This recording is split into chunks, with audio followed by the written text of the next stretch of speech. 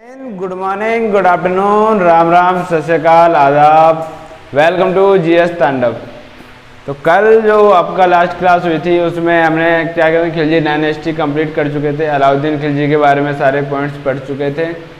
मलिक जो क्या था काफूर, उसके बारे में पढ़ चुके थे। मुबारक खिलजी के बारे में लास्ट जो उनका वो था नसरुद्दीन खुसरो, जो मुबारक खिलजी को मार कर बना था। और किसको, नसरुद्दीन खुसरो को किसने मार दिया था?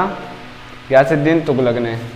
तो अब एक नई डायनेस्टी चालू होती है, दिल्ली सल्तनत की थर्ड डायनेस्टी, तुगलक डायनेस्टी, जिसका टाइम पीरियड भी सबसे ज़्यादा था, जिसने सबसे ज़्यादा रूल करा था। ठीक है, तो दो डायनेस्टी आपकी कवर हो चुकी हैं, गुलाम वंश और खिलजी वंश। आज आपकी तीसरी डायनेस्टी चालू होगी, जो आपने थंबनेल पे भी देखा होगा, तुगलक डायनेस्टी। ठीक है, तो सबसे पहले सब्सक्राइब कर लो। बड़ी मेहनत कर रहा हूँ मैं, रात के 3 बजे मैं वीडियो शूट कर रहा हूँ क्योंकि लाइट वगैरह की प्रॉब्लम थी। ठीक है, आज का जो टॉपिक है वो तुगलक डायनेस्टी है। तो तुगलक डायनेस्टी को हम स्टार्ट करते हैं।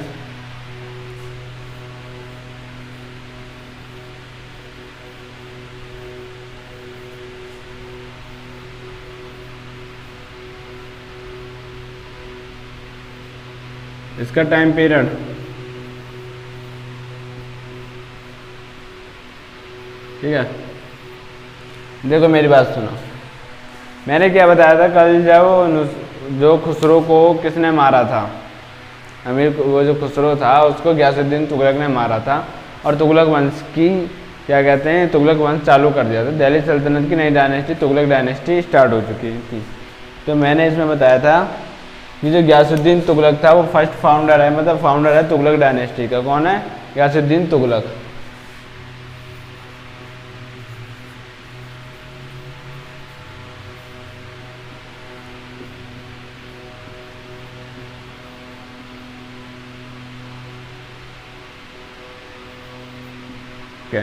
इसका टाइम पीरियड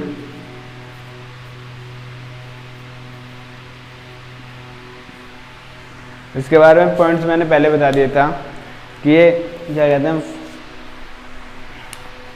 फाउंडर है उस किसका, तुगलक डायनेस्टी का।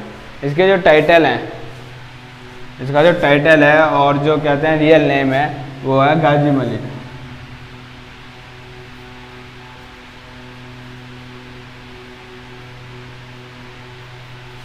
कौन सा? गाजी मलिक।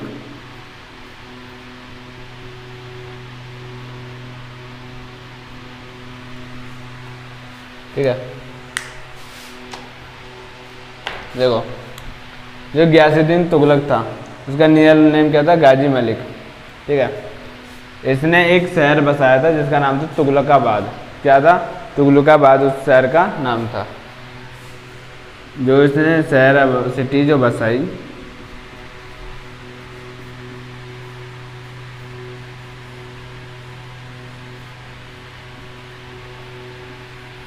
तुगलकाबाद की सिटी बसाई। देखो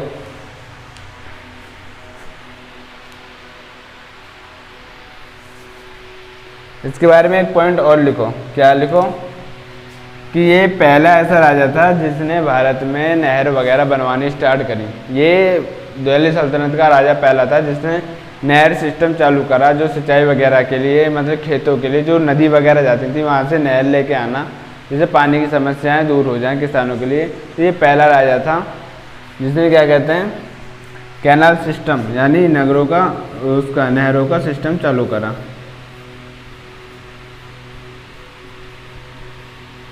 ठीक है, देखो जब गियासुद्दीन तुगलक राजा बना तो उस टाइम जो धन की कमी थी और धन का अभाव था। तो मैंने बताया था कि अलाउद्दीन खिलजी निजामुद्दीन औलिया से कहता है कि मुझे अपनी खालसा भूमि जो है उसका हिसाब किताब दो, क्योंकि आपके पास बहुत भूमि है। तब वो अलाउद्दीन खिलजी से कहता है, कौन? निजामुद्दीन औलिया, कि मेरे घर में 10 दरवाजे हैं। तब उस वक्त काफ़ी हल्का फुल्का कॉन्फ्लिक्ट हुआ था, पर अलाउद्दीन खिलजी धर्म के मामले में नहीं पड़ा और वो अप साइड हट गया। पर इस बंदे के पास जब धन की कमी हुई तो ये निजामुद्दीन औलिया से वो मांगता था हिसाब। तो निजामुद्दीन औलिया कभी हिसाब नहीं देते थे। तो ये साउथ में गया हुआ था और वहाँ पे जब युद्ध वगैरह कर रहा था तब इस पर जब धन की कमी हुई तो इसने संदेशा भेजा दिल्ली में निजामुद्दीन औलिया के पास, कहा कि मैं आ रहा हूँ और मुझे सारा धन चाहिए जो तुम्हें एक्स्ट्रा मिला हुआ है, जो भूमि मिली हुई है, सबका हिसाब चाहिए। तो निजामुद्दीन औलिया ने कहा था कि दिल्ली अभी दूर है। ये पॉइंट नोट करना, अब भी कह देते हैं ना बड़े बड़े जो पॉलिटिशियन होते हैं किसी को भी कि दिल्ली अभी दूर है। तो ये पॉइंट था निजामुद्दीन औलिया का। कंटेम्प्रेरी कौन थे? निजामुद्दीन औलिया।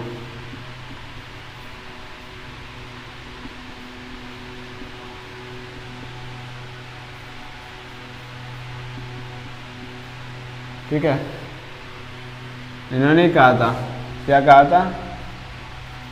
दिल्ली अभी दूर है, अभी दूर है। ठीक है, किसने कहा था? निजामुद्दीन औलिया ने कहा था।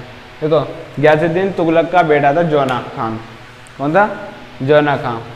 जौना खान के अपने पिता से नहीं बनती थी, गयासुद्दीन तुगलक से, और निजामुद्दीन औलिया के अंडर में रहता था।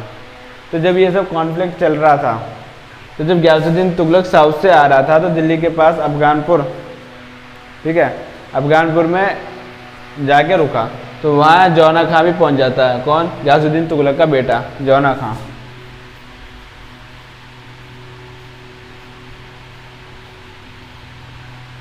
अपने पिता के लिए रात के रुकने के लिए लकड़ी का घर बनवाता है, रुकने के लिए। और वो रात में तूफान आता है या ये कुछ करता है, गयासुद्दीन तुगलक का डी एंड कर देता है, मतलब गयासुद्दीन तुगलक का चैप्टर यहाँ ख़त्म कर देता है, ये जौना खां।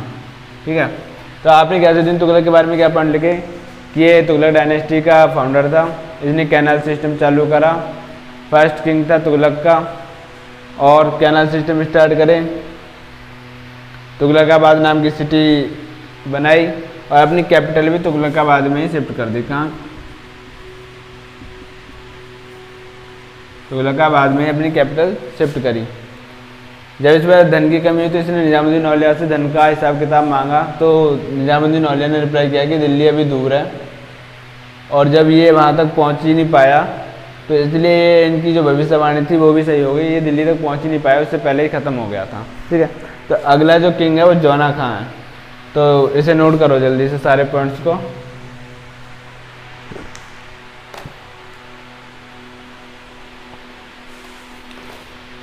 ठीक है, हो गया होगा नोट अब तो।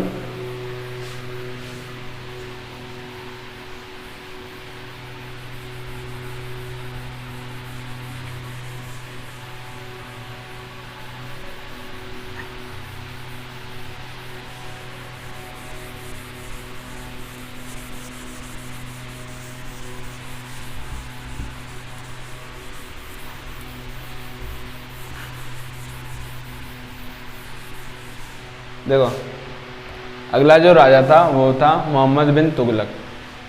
इसने राजा बनने के बाद जौना खान ने अपना नाम मोहम्मद बिन तुगलक रख लिया था। तो अगला जो किंग है वो आपको मोहम्मद बिन तुगलक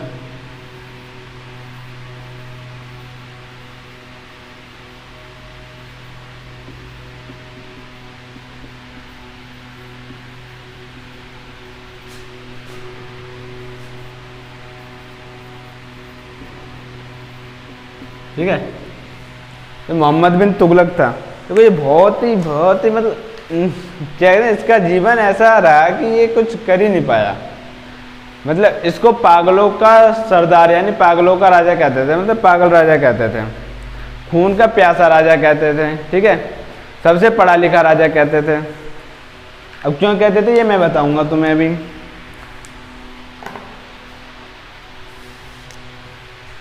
देखो, सबसे पहले इसकी उपाधि लिख लो, इसको क्या कहते थे? पागल राजा।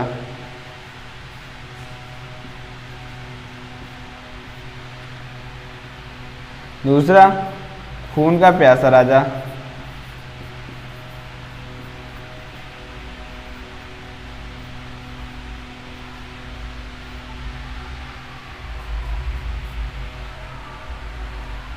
सबसे पढ़ा लिखा राजा।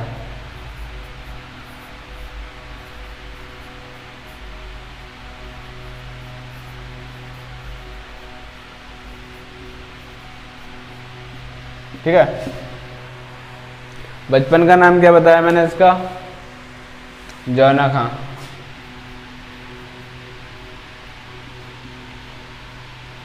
ठीक है, तो इसके बारे में खासियत क्या है कि मतलब इसको क्यों पागलों का राजा कहते थे, खून का प्यासा राजा, सबसे पढ़ा लिखा राजा।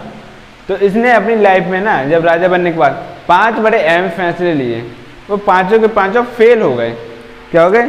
पांचों के पांचों फेल हो गए, इसलिए इसको क्या कहते हैं? पागलों का राजा कहते थे। वो पांचों के पांचों निर्णय सारे इंपॉर्टेंट है जो इसने फैसले लिए, वो मैं 1 बाय 1 अभी डिस्कस करूंगा, ठीक है? ये उतार लो।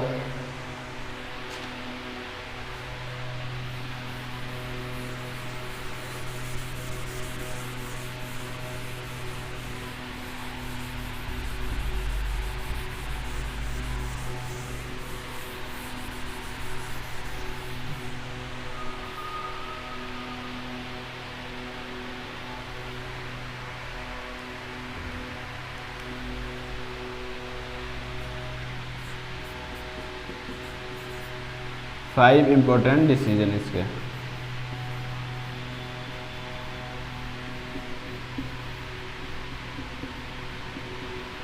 ठीक है,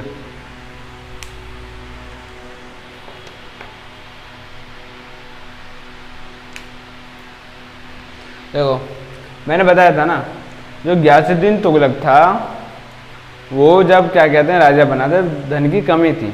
तो धन की कमी तो इसके लिए भी होगी, तो इसने क्या करा कि दोआब वाला जो रीजन था, दोआब वाला, देखो दोआब रीजन क्या होता है? यहाँ 2 तरफ से नदी बहती है और उसके बीच का जो रीजन होता है तो उसे दोआब वाला रीजन कहते हैं।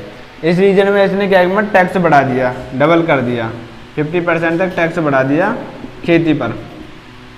ठीक है, जब इसने टैक्स बढ़ा दिया उस पर, तो उसी साल पानी में अकाल पड़ गई और यहाँ पे क्या कहते हैं वो आया नहीं, क्या पानी नहीं आया और फसल बेकार हो गई। बट ये 50% का टैक्स बढ़ाया हुआ ले रहा था, और जब ये बात मोहम्मद बिन तुगलक को पता चली तो इसने क्या करा? ये अपना प्लान कैंसिल करा, क्योंकि जब इनके पास देने के लिए कुछ था ही नहीं तो ये क्या देते टैक्स। तो इसलिए जो पहला इसका इम्पोर्टेंट था कि इनकी टैक्सेशन ऑफ दोआब एरिया, इनकी टैक्स इन दोआब रीजन, तो वो फेल हो गया। ठीक है,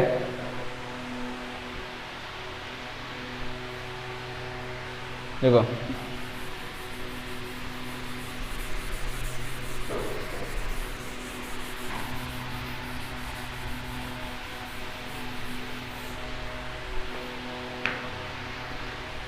जब इसका ये हिसाब किताब खराब हो गया था ना, मतलब ये हिसाब, तो इसने एक एग्रीकल्चर के लिए डिपार्टमेंट बनाया था, दीवान ए अमीर कोही। उसमें क्या होता है, इसकी जो किसान वगैरह थे उनको ज़्यादा से ज़्यादा ज़मीन दी गई जिसमें वो खेती वगैरह कल्टीवेशन अपना करें और ये टैक्स वगैरह की पूर्ति करें। तो क्या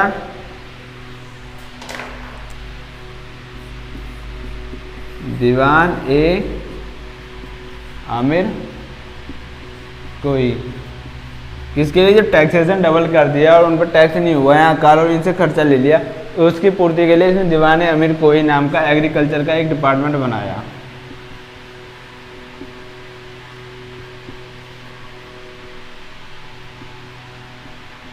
ठीक है, ये फैसला इसने राजा बनने के 1 साल बाद कब लिया था? 1326। ठीक है, देखो पहला फैसला इसका गलत हो गया।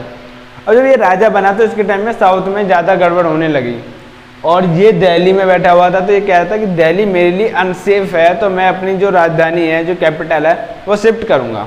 तो इसने कहा कि मैं अपनी जो राजधानी है वो शिफ्ट करूँगा देवगिरी में। कहाँ पे? देवगिरी में, साउथ में आके दिल्ली से। तो इसने सारी की सारी अपनी क्या कहते हैं, जब ये शिफ्ट कर रहा है तो अपनी सेना ले जाए, अपना वो ले जाए, जनता तो वहाँ है। तो इसने पूरी दिल्ली की प्रजा से कहा आप भी चलो संग, और उनको संग लेके गया।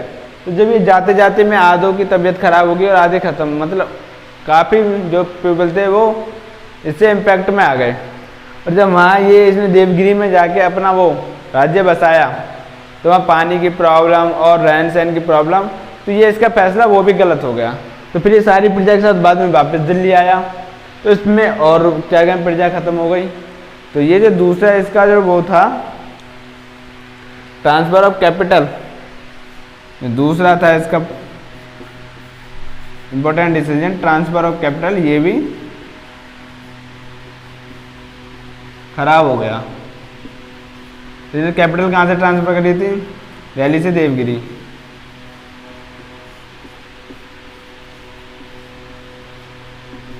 ठीक है, तो ये भी इसका खत्म।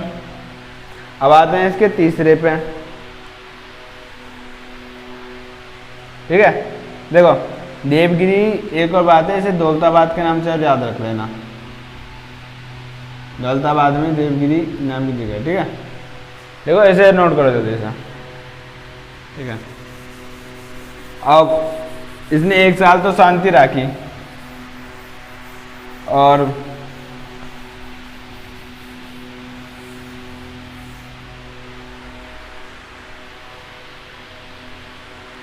देखो अब इसकी राजधानी भी चेंज हो गई, दुआब में लगाया हुआ टैक्सेशन भी खराब हो गया। तो इसने क्या कहता है कि टोकन मनी चलाई। और टोकन मनी क्या चलाई? इसने सांकेतिक मुद्रा चलाई, जैसे कि एक स्क्वायर टाइप का सिक्का चला दिया, ना इस पर कोई लोगो, ना नाम, ना कोई चित्रकारी, सीधा एक टोकन चला दिया मनी का, सिल्वर की जगह। सिल्वर के पहले सिक्के चलते थे, ब्रॉन्ज के इसने सिक्के चला दिए। ठीक है, नो टैक्सेशन, नो, मतलब इस पर कुछ भी नहीं, तो सिंपल बिल्कुल चला दिया। तो जो वहाँ के कौन थे, लोग बाग थे, वो मतलब देखो इसलिए लागत जैसे 2 रुपये है आज के टाइम में, पर ये उस टाइम पे चल रहा था 10 रुपये में। और जब इस पर कोई भी डायग्राम या कोई चित्र या कोई नाम या कोई साइन या कोई मोहर है ही नहीं, तो लोगों ने अपने घरों में बनाने चालू कर दिए। और इस तरीके से ब्लैक मनी या फिर क्या कहते हैं रुपये की जो कीमत है वगैरह सब खत्म होने लगी। अब मोहम्मद बिन तुगलक फिर से परेशान, करूं तो करूं क्या? तो किसी ने आइडिया दिया कि जितने भी आपने जो सिक्के चलाए उन्हें वापस ले लो और फिर से एक सही तरीके से मुद्रा चालू करेंगे, पुरानी वाली ब्रॉन्ज का। जब इसने आदेश दिया कि मुझे क्या कहते हैं सिक्के वापस करो ला के सारे, तो सब मना करेंगे, हम नहीं दे रहे। तो इसने फिर से ऑफर रखा कि मुझे आप कांसे के सिक्के लाओ, इसके ब्रॉन्ज के, और मैं उसके बदले में उतना सिल्वर तुम्हें दूंगा। लोगों ने रात भर भर के कांसे के सिक्के बनाए, अगले दिन जमा करने थे, उसको इसके बदले में सिल्वर देनी। उसने इतनी लुटाई कि उसका सारा धन सा खत्म हो गया, मतलब मोस्ट ऑफ द टाइम उसका धन खत्म हो गया। यानी जो इसका तीसरा था, क्या था? तीसरा था टोकन मनी चलाना। ठीक है, ये भी विफल हो गया। तो इसके 3 तो विफल हो गए। अब देखो चौथा, इराक में एक राजा था अबू सैयद नाम का। तो वो अपनी जो प्रजा थी उस पर ज़्यादा जुल्म करता था, मतलब जुल्म क्या कहते हैं, उनको ज़्यादा परेशान करता था, टैक्स वगैरह। तो वहाँ से प्रजा का मैसेज आता है इसके पास कि आप इराक में आओ, खुसरान जगह है जहाँ का वो राजा है, खुसरान, आप आओ, हम आपकी मदद करेंगे, सारे राज, सारे इक्विपमेंट, सारी सुविधा हम देंगे, आप एक बड़ी सेना लेके आओ और इसे लड़ो और आप यहाँ के राजा बन जाओ। तो मोहम्मद बिन तुगलक ने मान ली बात। उसने क्या कहते हैं 2.5 लाख, 2.25 लाख की सेना तैयार करवाई, 2,75,000 की सेना तैयार करवाई। इस सेना तैयार करवाने में इसने सब जितने भी मंदिर वगैरह थे उनकी मूर्ति जो सोने वगैरह की थी सब पिघला के रुपये बनवाए, सारा धन यानी हथियार वगैरह सब इकट्ठे करवाए, और इसने सेना इकट्ठी कर ली और उनको 1 साल का एडवांस भी दे दिया। ठीक है, बट 29 की बात है यह, 1329 की। इस टाइम पे इसके पास खत आया था खुसरान से कि अबू सैयद नाम का राजा है, उसे आपको मारना है, हम आपकी मदद करेंगे प्रॉपर। पर इस बंदे ने क्या किया, 1 साल तक लड़ाई का हुक्म ही नहीं दिया। 1330 हो गई, कोई लड़ाई का हुक्म ही नहीं दिया कि मैं लड़ ही नहीं रहा। साफ माने कि मैं लड़ ही नहीं रहा, मतलब साफ माने क्या, मतलब टालता रहा। 1330 हो गई। फिर एक दिन इसने कहा कि चलो कल को आक्रमण करेंगे, सारी सेना तैयार करो, कल सुबह को आक्रमण होना है। रात को मैसेज आता है इराक से, वहाँ की प्रजा जिन्होंने कि हमने अपने राजा को मार दिया और यहाँ पे प्रजातंत्र हो गया। बंदस हाथ धर के बैठ गया ये मोहम्मद बिन तुगलक। कहता है यार मैंने इतनी फौज तैयार करी, इतना सब तैयार करा, और अब कह रहे हैं कि हमने राजा बना लिया और बिना प्रजा की सहायता से ये वहाँ पे आक्रमण भी नहीं कर सकता था। तो इसका जो चौथा था, क्या कहते हैं, चौथा खुसरान अटैक, वो चौथा जो फैसला था वो भी हो गया गलत। चौथा जो था खुसरान अटैक,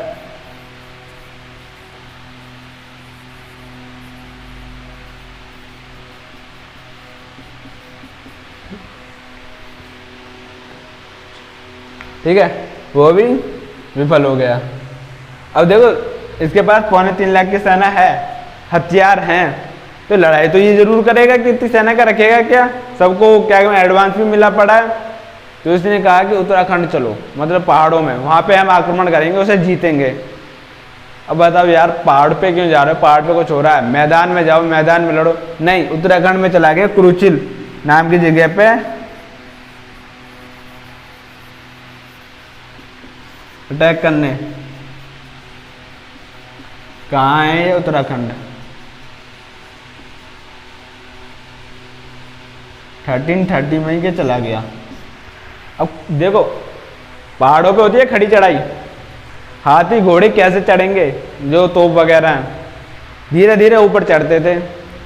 बारिश हो गई, फिर जैसे पहाड़ों पे पहुंचे वहां बारिश चालू, पहाड़ों पे तो बारिश, वहाँ पे घोड़ों के लिए गंदगी वगैरह सबसे बीमारी बढ़नी चालू हो गई और इसकी 2.25-3 लाख की सेना आधी से ज़्यादा वहीं पे ख़त्म हो गई। तो इसके पास बिल्कुल भी धन नहीं बचा, सब खत्म।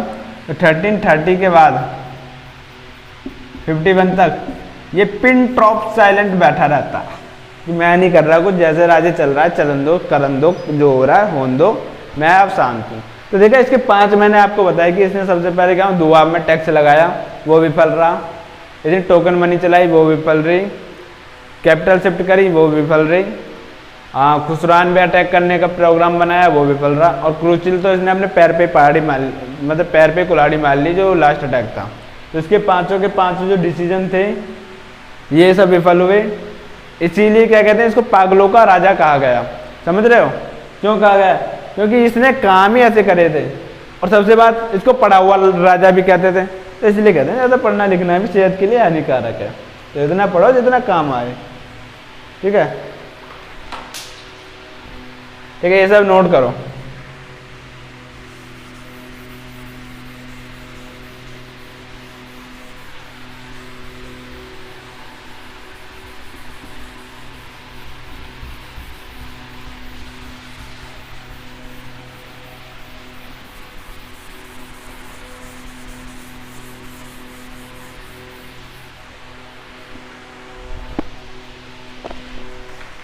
ठीक है, देखो 1334 में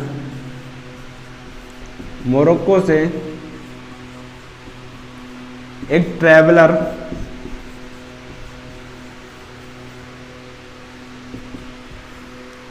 इब्न बतूता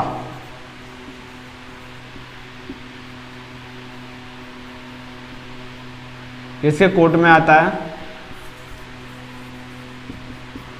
MBT मोहम्मद बिन तुगलक के। ठीक है, देखो बहुत ये इब्न बतूता बहुत पूछा जाता है कि इब्न बतूता किसके दरबार में आया था। तो ये इब्न बतूता मोहम्मद बिन तुगलक के टाइम पे आया था। ठीक है, किसके दरबार? मोहम्मद बिन तुगलक। कौन था? मोरक्को से आया था। कौन था? ट्रैवलर था। ठीक है, इसकी बुक का नाम भी पूछा जाता है, रहला नाम की इसकी बुक थी, रहला। लिख लो, बुक का नाम क्या था? रहला। ठीक है, मोहम्मद बिन तुगलक ने इसको एक पोस्ट दी, पोस्ट यानी कार्य दिया, काजी ऑफ दिल्ली, यानी काजी बना दिया दिल्ली का, हेड काजी जो होता है। मुझे नहीं पता काजी क्या होता है, बट वो कहते हैं ना, वो काजी जो ब्याह वगैरह कराते हैं मुसलमान में, उसी को काजी कहते हैं। तो इसने हेड बना दिया, काजी बना दिया। कहाँ का? पोस्ट जो मिली, काजी ऑफ दिल्ली। इसने अपनी कैपिटल का इसे काजी बना दिया। किसको बना दिया? मोहम्मद बिन तुगलक ने इब्न बतूता को। ठीक है, अब एक बात और है, ये बाहर से भी क्या कहते हैं संपर्क साधता था। तो इसने अपने जो एम्बेसडर थे, अपने दूत जो थे, वो चाइना भी भेजे थे। ये पॉइंट और लिख लेना कि अपने जो एम्बेसडर हैं वो कहाँ भेजे थे? इसने चाइना भेजे थे। ठीक है, चाइना भेजे थे। एक चीज़ देख रहे हो, ये शासक बड़ा ढिल्ला रहा, बेकार रहा, बेवकूफ़ रहा। तो इसके टाइम में जो दिल्ली सल्तनत का बड़ा राज्य बना हुआ था उसका टूटना स्वाभाविक था। तो इसी टाइम दो बहुत बड़े राज्य टूटे, मतलब दो एम्पायर बने। कौन से बने? एक विजयनगर एम्पायर बना और दूसरा बहमनी साम्राज्य बना। ठीक है, तो कह दो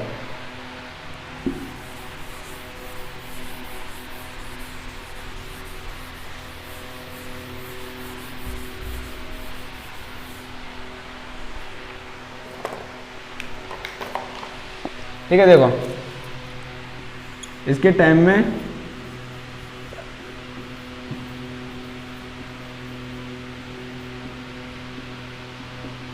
विजयनगर एम्पायर बनाया 1337 में।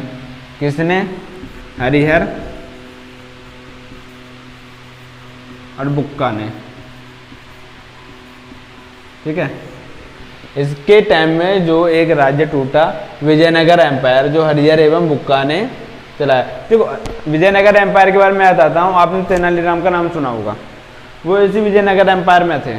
ठीक है, तेलुगु के प्रख्यात पंडित थे। ठीक है, अब तो आपको समझ में आ गया होगा। अब जो दूसरा इनका वो क्या कहना, दूसरा जो राज्य टूटा, मतलब दूसरा एम्पायर जो था वो बहमनी साम्राज्य टूटा, बहमनी एम्पायर। कब? 1347 में।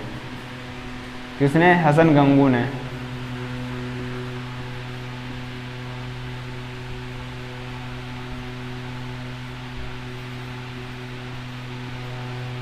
ठीक है, ये इसके 2 पॉइंट हो चुके हैं।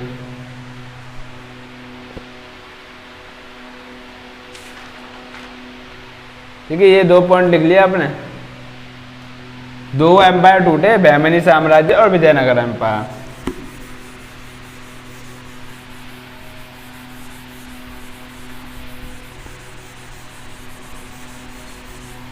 तो भाई देखो अब बहुत हो गया इसका, मतलब इसके सारे पॉइंट कवर हो चुके हैं। अब इसको मारो, इसका चैप्टर खत्म करो जल्दी से, बहुत हो गया ये पागल राजा का।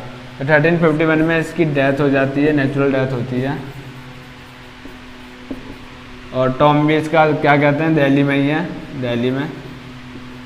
ठीक है, इसका चैप्टर क्लोज। अगला जो राजा बनेगा वो इसका नेफ्यू यानी भतीजा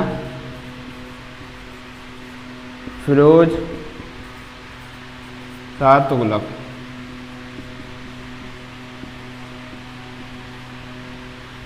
ये नाम सुना सुना नहीं लग रहा? कुछ रिकॉल करो भाई, मैंने पढ़ाया है इसके बारे में कुछ ना कुछ। जल्दी जल्दी, अगर प्रॉपर क्लास ली होंगी ना मेरी स्टार्टिंग से, तो मैंने इस बंदे के बारे में कुछ ना कुछ बताया है मैंने इसके बारे में। चलो मैं बताता हूँ। पहली क्लास इंट्रोडक्शन की, मोहम्मद बिन कासिम। जजिया टैक्स लगाया था ना ब्राह्मणों पे, किसने लगाया था? इसी ने तो लगाया था। कुतुबुद्दीन ऐबक ने कौन सी वो बनवाई थी मीनार? कुतुब मीनार। उसको कंप्लीट किसने किया था? इल्तुतमिश ने। बट जब बिजली गिर गई थी, वो टूट गई थी, तब किसने लगाया? तो कंप्लीट करा फिरोज शाह तुगलक ने। ठीक है, तो इसके बारे में अब प्रॉपर पढ़ना चालू करते हैं। अगला आपका जो राजा है वो है फिरोज शाह तुगलक।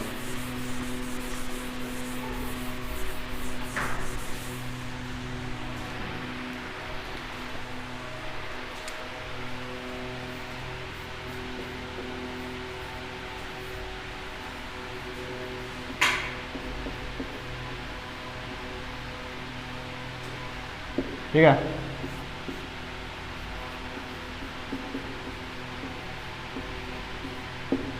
फिरोज शाह तुगलक। देखो ये बहुत ही सूझबूझ वाला आदमी था, बड़ा ही मतलब आराम में था, पेशेंस वाला आदमी था। मतलब इसने आते क्या नहीं, सबसे पहले क्या कहते, जो बड़े बड़े काम थे, मतलब छोटी छोटी बातों पे हाथ कटवा देना, चोरी पे हाथ कटवा देना, टांग कटवा देना, आँख फुटवा देना, ऐसे बड़े बड़े जो मतलब छोटी छोटी बातों पे बड़ी बड़ी सजा, वो सब खत्म करी। बड़ा पोलाइट व्यक्ति था। इसने क्या कहते हैं, नगरों का जाल बिछा दिया। नगरों का ना मतलब नहरों का, कैनाल्स का, कि एक गार्डन सा बना दिया, मतलब नहरों का। कि नहरें स्टार्ट किसने करवाई थी? उसने, गयासुद्दीन तुगलक ने। बट नहरों का जो जाल था सही करके मतलब हर जगह फैला दी उसने, किसने? फिरोज शाह तुगलक ने। इसकी पहले बात लिखो कि इसने अपने काफ़ी सारे क्या कहते हैं शहर बसाए थे। फिरोजाबाद मतलब इसने जो सिटी बसाई थी अपनी,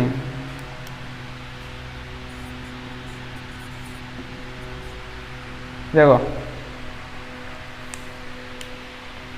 फिरोजाबाद नाम की एक सिटी इसने बसाई थी। दूसरी हिसार नाम की एक सिटी इसने बसाई थी। फिरोज शाह कोटला सुना होगा, फिरोज शाह कोटला क्रिकेट खेला है तो मतलब देखते हो तो।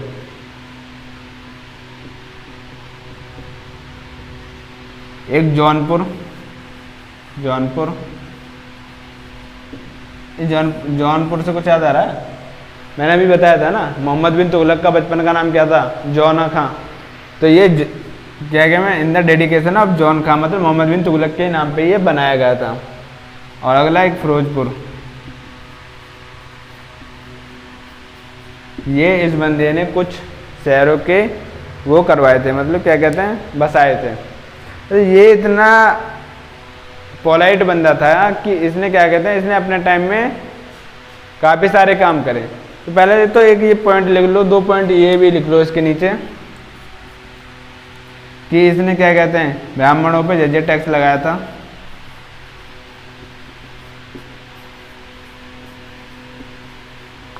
ठीक है, मैंने कल बताया था आपको कि खुम्स नाम का एक टैक्स होता है। वो खुम्स नाम का टैक्स क्या था? जो सैनिक लूट के लाते हैं सोना चांदी, मतलब जो भी सामान लूटते हैं, तो उसका 80% उसमें किसके टाइम में, अलाउद्दीन के टाइम में।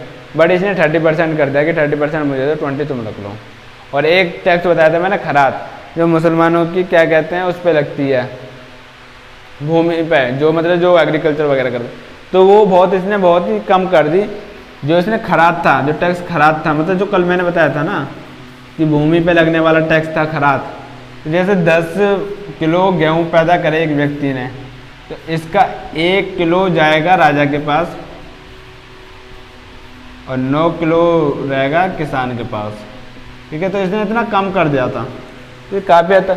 तो इसके टाइम में क्या कहते हैं, काफ़ी सारे गुलाम थे, मतलब सबसे ज़्यादा गुलाम रखने वाला व्यक्ति कौन था? यही था।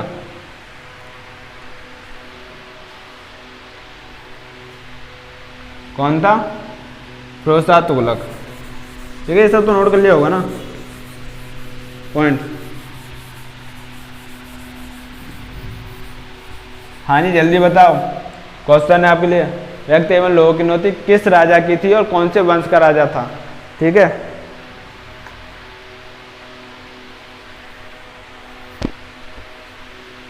ठीक है, देखो मेरी बात सुनो। इस बंदे ने बहुत सारे काम करे, उस काम में क्या देखते हैं, इसने बेरोजगारी भत्ता देना चालू करा, बेरोजगारी भत्ता। ठीक है, बुजुर्ग व्यक्तियों को पेंशन देनी चालू करी, बुजुर्ग मतलब पेंशन देनी चालू करी बुजुर्ग व्यक्तियों के लिए। ठीक है, चैरिटी ट्रस्ट बनाया,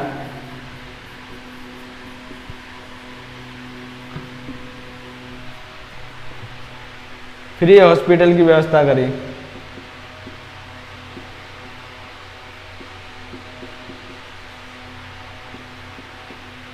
ठीक है, और क्या करा था इसने?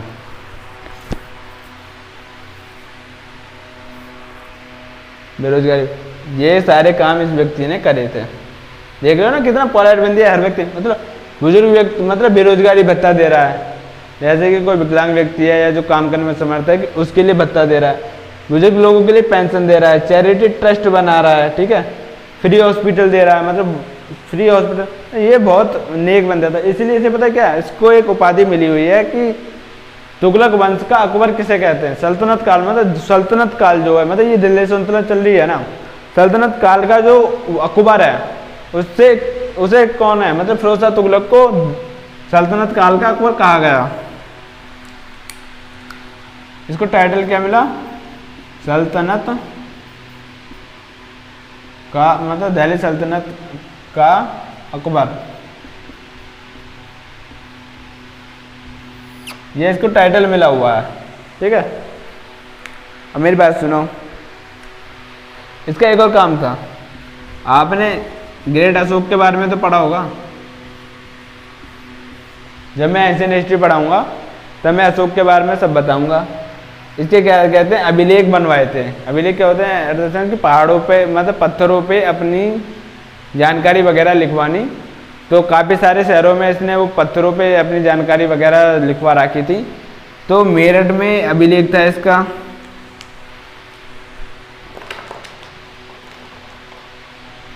कहाँ था? मेरठ में एक अभिलेख। एक हरियाणा के टोपरा जिले में था, जैसे अंबाला में था वो आज के टाइम में। इन दोनों अभिषेकों को मतलब अभिलेख जो थे अशोक के, उनको दिल्ली लेके आया था ये पॉइंट और नोट करो, ठीक है। पूरा लिखना कि अशोक के मेरठ एवं हरियाणा टोपरा कोटला के अभिलेख स्तंभ ये दिल्ली लेकर आया था, ठीक है। तो ये नेचुरल डेथ हो जाती है इसकी 1388 में। इसके बाद काफ़ी सारे राजा बनते हैं, बट इतिहास में उन्हीं को पढ़ो जिनका कोई महत्व है, उसके बाद और किसी को मत पढ़ो। इसके बाद क्या कहते हैं, 98 में भारत में इन्वेजन होता है किसका? तिमुर-लंग का भारत में। और उस टाइम तुगलक वंश का राजा कौन था आपका? नसीरुद्दीन। तो ये क्या कहते हैं, इसका चैप्टर क्लोज कर देता है। तो यही नसीरुद्दीन क्या कहते हैं, तुगलक वंश का लास्ट शासक था। तिमुर-लंग के आक्रमण में ये इसको ख़त्म कर देता है। इसके बाद ये साम्राज्य ख़त्म हो जाता है और कोई मैन इसमें कोई बड़ा राजा है नहीं जिसके बारे में डिस्कस करें। यही 3 राजा थे। तो देखो आपकी जो है तुगलक डायनेस्टी भी आज ख़त्म हो चुकी है पूरी की पूरी। अगली जो डायनेस्टी वो सैयद डायनेस्टी है, जिसमें सिर्फ मात्र मुझे 5 मिनट लगेंगे क्योंकि उसमें कोई है ही नहीं पढ़ाने के लिए। उसके बाद जो है आपकी लोधी डायनेस्टी चालू होगी, उसमें 1 या 2 क्लास में आपकी दिल्ली सल्तनत ख़त्म हो जाएगी। और उसके बाद आपके पहले विजयनगर एम्पायर को पूरा करेंगे, बहमनी को, उसके बाद आएंगे हम मुगल पीरियड पे, ठीक है। तो देखो क्लासेस चल रही हैं रेगुलर, आपके रोज टाइम टू टाइम में क्लास डाल रहा हूँ, उन क्लासों को रेगुलर देखना। और मेरे कमेंट्स बॉक्स में कमेंट करो अगर किसी चीज़ की प्रॉब्लम आ रही है, कोई टॉपिक अगर एक्स्ट्रा किसी को पढ़ना है, ठीक है, उसकी मुझे बता देना, मैं उसकी एक प्रॉपर अलग क्लास बना दूंगा, ठीक है। अब क्लास वगैरह बढ़िया लगी हो तो सब्सक्राइब कर लेना और लाइक कर लेना। और कमेंट में रेड दिल कोई नहीं डालता है, मैं बहुत दिन से कह रहा हूँ, तो रेड दिल जब भी देख रहे हो, जब डालना, रात में देख रहे हो, रात में, दिन में, जब भी। अब मेरा तो यहाँ क्या कहते हैं 2:30 बज रहे हैं, लाइट वगैरह गई हुई थी तो मैंने अब बनाई है वीडियो। तो मैं कह रहा हूँ जब भी आप देख रहे हो एक फील लेके पढ़ना। और मैं कह रहा हूँ ना, मुझे क्या पता चलेगी कि मैं पढ़ा रहा हूँ सही, तो इसलिए रेड दिल कमेंट बॉक्स में डालना। ओके, ठीक है। जय हिंद, गुड बाय, और नेक्स्ट वीडियो के लिए जल्दी मिलते हैं।